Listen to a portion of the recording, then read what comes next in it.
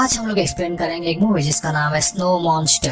तो आइए आज का मूवी एक्सप्लेनेशन शुरू करते हैं। मूवी की शुरुआत में हम एक वैन को देखते हैं जिसमें एक रिसर्चर की टीम बैठ के एक बर्फीला क्षेत्र में जाते हैं। वो लोग वहाँ पे कुछ परीक्षण करने के लिए गए थे, लेकिन अचानक से उन्हें एक बर्फ का तूफान आने की खबर मिलता है। तो वो लोग उस बर्फ की तूफान का पीछा करते हुए एक अनजान जगह पे आके पहुँचते हैं। वो लोग उस अनजान जगह पे पहुँचते ही उन्हें पता चलता है कि वहाँ का मैग्नेटिक फील्ड बहुत ज्यादा है, जिसके कारण उनका वैन काम करना बंद कर देता है।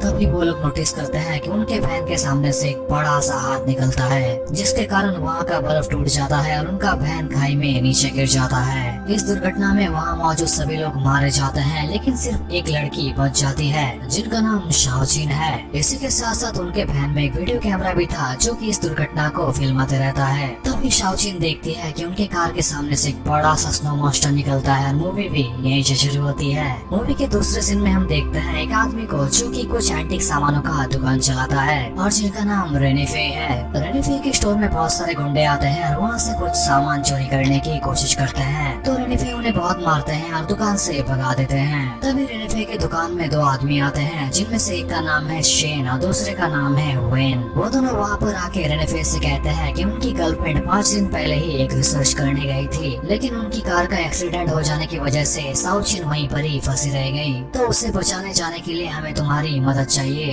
तो रेनिफे शाओचिन को ढूंढने उनके साथ निकल पड़ते हैं। रास्ते में शेन और वेन उन्हें कुछ सैटेलाइट इमेजेस दिखाते हैं जहाँ पे शाओचिन को आखिरी बार देखा गया था। तो वो लोग सैटेलाइट इमेजों को फॉलो करते हुए उसी जगह पर जाके पहुँचते हैं, लेकिन वहाँ पहुँचने पर उन्हें पता चलता है कि वहाँ पे कोई बर्फीला जगह नहीं है। तो रेनिफे शाओचिन का भेजा हुआ मैप को लेते हैं और एक अनजान जगह की खोज करते हैं। वो लोग पत्थरों में मौजूद 2 बटन्स को प्रेस करते हैं, जिससे कि उनके नीचे से जमीन टूट जाता है और वो लोग जमीन के नीचे चले जाते हैं। जमीन के नीचे पहुंचते ही उन लोग का कंपास काम करना बंद कर देता है, क्योंकि उस जगह का भी मैग्नेटिक फील्ड बहुत ज्यादा है। तो वो सभी जमीन के नीचे से ही आगे बढ़ते हैं। आगे बढ़ते ही उन्हें बहुत सारे स्केलेटन्स मिलते हैं जिनके सिर में बड़े बड़े होल्स है। वो लोग आगे बढ़ते रहते हैं कि तभी उनके टीम से एक आदमी गायब हो जाता है। कुछ ही देर में वो आदमी बाहर निकल के आते हैं और आके बाहर ही मर जाते हैं। तभी सब लोग नोटिस करते हैं कि उनके सिर में भी एक बड़ा सा होल है। तभी उनके सामने से ढेर सारे पक्षियाँ बाहर निकल के आते हैं, जिनके चोंच किसी यारी से कम नहीं। वो पक्षियाँ अपने घोंसले से बाहर निकल के आते हैं और उन पर हमला कर देते हैं। वहाँ मौजूद सभी लोग उन पर ढेर सारे गोलियां भी चलाते हैं, लेकिन गोलियों का कोई फायदा नहीं होता। तभी रेनिफे नोटिस करता है कि वो पक्षियाँ आवाज से अट्रैक्ट होते हैं। तो रेनिफे एक लकड़ी को लेते हैं और दूसरी ओर फेंक देते हैं, जिससे कि वो पक्षियाँ भी उस आवाज को सुनकर उस तरफ चले जाते हैं। फिर वो लोग धीरे धीरे आगे बढ़ते हैं और आगे बढ़ के उस गुफे से बाहर निकल जाते हैं। बाहर निकलते ही वो सभी देखते हैं कि वहाँ पर एक बर्फीला क्षेत्र है जहाँ पे शाओचिन गुम हुई थी। वो लोग वहाँ पे पहुँचते हैं। पहुँचते ही वो लोग देखते हैं कि वहाँ पे एक बड़ा सा स्केलेटन मौजूद है जो कि किसी बड़े जानवर की है। वेन उस स्केलेटन को छूते हैं और छू के सभी से कहते हैं कि वहाँ पर जो मैग्नेटिक फील्ड है वो जानवरों की साइज को प्रभावित करते हैं। इसी कारण से वहाँ मौजूद सभी जानवर और उनके स्केलेटन्स बहुत बड़े हैं। वो सभी आगे बढ़ते हैं और आगे बढ़ते ही रेनिफे को वहाँ से वो वीडियो कैमरा मिलता है जो कि शाओचिन के वैन में था। रेनिफे उस वीडियो कैमरा को ऑन करते हैं। ऑन करके वीडियो देखने पर उन्हें पता चलता है कि शाओचिन तब भी जिंदा थी। तो रेनिफे सभी से कहते हैं कि शाओचिन शायद अब भी जिंदा है, तो हम उन्हें ढूंढेंगे। वो लोग आगे बढ़ते रहते हैं और आगे बढ़ते ही उन पर एक बहुत बड़ा सा बर्फीला शार्क हमला कर देता है। वो शार्क वहाँ मौजूद एक आदमी को खा लेता है और बाकियों पर हमला करने की कोशिश करता है, लेकिन तभी वहाँ पे एक बड़ा सा स्नो मॉन्स्टर आता है और उस शार्क को पकड़ के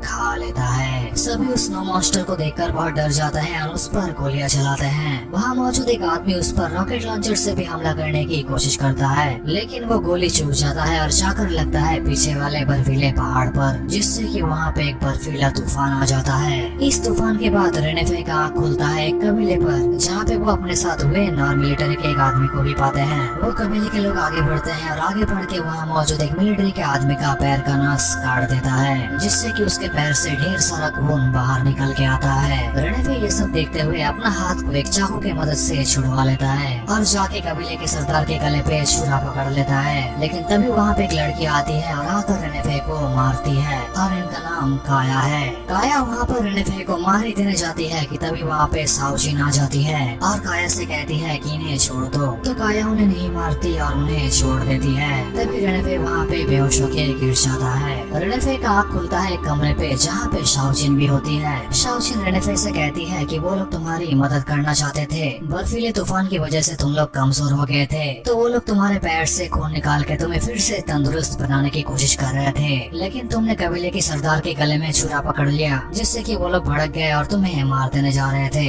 रेनेफे शाओचिन से पूछते हैं कि क्या बाकी लोग ठीक है, तो शाओचिन कहती है कि उन्हें ढूंढने कबीले की बाकी लोग गए हुए हैं। फिर हमें प्रोफेसर लिन और बाकी लोगों को दिखाया जाता है जो कि उस बर्फीले क्षेत्र में ही फंसे हुए हैं, लेकिन तभी वो लोग देखते हैं कि उनकी ओर वो स्नो मॉन्स्टर बढ़ रहा है, लेकिन वो स्नो मॉन्स्टर उनको कुछ नहीं करता और उनके ऊपर से निकल जाता है। तभी प्रोफेसर लिन अपने बैग से एक डीएनए कलेक्ट करने वाले यंत्र को निकालते हैं और वहाँ मौजूद मिलिट्री के आदमियों से कहते हैं कि मेरा यहाँ आने का मकसद शाओचिन को ढूंढना नहीं है, मेरा असली मकसद इस मॉन्स्टर का डीएनए कलेक्ट करना है। अगर तुम लोग मेरा साथ दोगे तो तुम्हें मैं मालामाल कर दूंगा। ये सुनते हुए सारे मिलिट्री के लोग राजी हो जाते हैं। फिर से हम शाओचिन को देखते हैं जो कहती है कि हम लोग यहाँ से निकलने के बाद इस कबीले के बारे में सभी से कहेंगे, तो रेनेफे कहते हैं कि ऐसा हम लोग नहीं करेंगे, क्योंकि अगर हम लोग इनके बारे में सभी से कह दे तो ये सभी यहाँ पे जिंदा नहीं रहेंगे, सभी इनको मार देंगे और इस जगह को दखल कर लेंगे। फिर वो सभी जाते हैं उस कबीले की एक त्योहार पे जहाँ पे उनकी मुलाकात काया की माँ से भी होती है। काया की माँ स्नो मॉन्स्टर से बात कर सकती है, तो हर साल उनका एक त्योहार मनाया जाता है जहाँ पे उस स्नो मॉन्स्टर को बुलाया जाता है, क्योंकि वो स्नो मॉन्स्टर उनके लिए पवित्र है। काया की माँ रेनेफे और शाओचिन को आगे बुलाती है और बुला के उनके सिर में तिलक लगाती है और कहती है कि आपका हमारे कबीले में स्वागत है। फिर काया की माँ एक भूपू को बजाती है और बजा के वहाँ पे स्नो मॉन्स्टर को आमंत्रित करती है। तभी वो जगह कांपने लगती है और वहाँ पे वो स्नो मॉन्स्टर आ जाता है। वो स्नो मॉन्स्टर वहाँ पे आते ही डर के मारे वेन जमीन पे गिर जाता है, जिससे कि कबीले के बाकी आदमियों के साथ साथ वो स्नो मॉन्स्टर भी हंसता है। फिर वो स्नो मॉन्स्टर रेनेफे को अपने ही उंगली से धकेल लेता है और उस पर भी हंसने लगता है। फिर वो स्नो मॉन्स्टर अपना एक उंगली को रेनेफे के सामने बढ़ा देता है, तो रेनेफे भी उस उंगली को अपने हाथ से छूता है, जिससे कि उन दोनों में दोस्ती हो जाता है। इसी चीज से सभी को पता लगता है कि वो स्नो मॉन्स्टर किसी को बेवजह हार्म नहीं करता और वो बहुत ही ज्यादा फ्रेंडली है।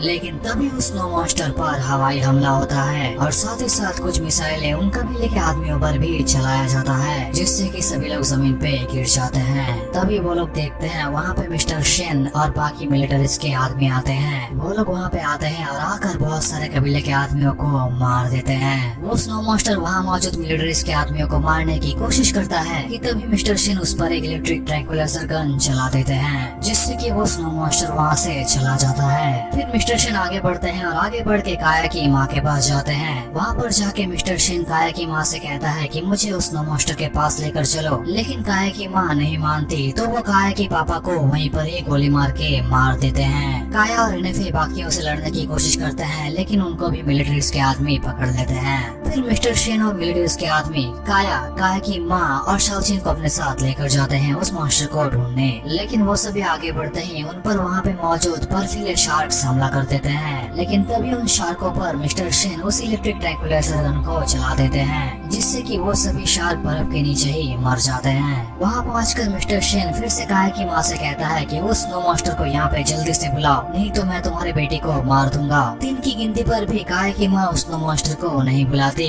जिससे कि मिस्टर शेन गुस्सा होकर काया पर गोली चला देते हैं। लेकिन तभी काया के सामने काया की माँ आ जाती है, जिससे कि काया की माँ का वहीं पे मौत हो जाती है। काया की माँ मरते ही वो स्नो मॉन्स्टर फिर से बाहर निकल के आता है और बहुत दुखी होता है। मिस्टर शेन उस पर फिर से इलेक्ट्रिकल ट्रैंक्विलाइजर से हमला करने की कोशिश करता है, लेकिन उनका गोली चूक जाता है। फिर वो मॉन्स्टर वहाँ मौजूद सभी आदमियों पर हमला करता है। उसी दौरान काया भी वहाँ मौजूद एक आदमी से भिड़ जाती है। वो स्नो मॉन्स्टर वहाँ मौजूद एक आदमी को खाने ही जाता है कि तभी वहाँ पे 2 फाइटर जेट्स आ जाते हैं। वो जेट्स अपने चेम्बर से 2 माइक को निकालते हैं और उसमें से बहुत ताकतवर मैग्नेटिक तरंगों को उस मॉन्स्टर पर चला देते हैं, जिससे कि वो मॉन्स्टर वहीं पे ही रुका रह जाता है। ये देखकर मिस्टर शेन उस मॉन्स्टर पर फिर से एक इलेक्ट्रिकल ट्रैंक्विलाइजर का गोली चला देते हैं, जिससे कि वो मॉन्स्टर कुछ देर के लिए बेहोश हो जाता है। तभी मिस्टर शेन अपने डीएनए कलेक्टर को निकालते हैं और उस मॉन्स्टर की ओर जाने ही जाते हैं कि तभी वहाँ पे शाओचिन आ जाती है। शाओचिन वहाँ पर आके मिस्टर शेन के सिर पे एक बंदूक बंदूक तानती है। तभी मिस्टर सेन साउचिन से कहता है कि मैंने तुम्हें छोटा से बड़ा होते देखा है और तुम मुझ पर ही गोली चलाओगी।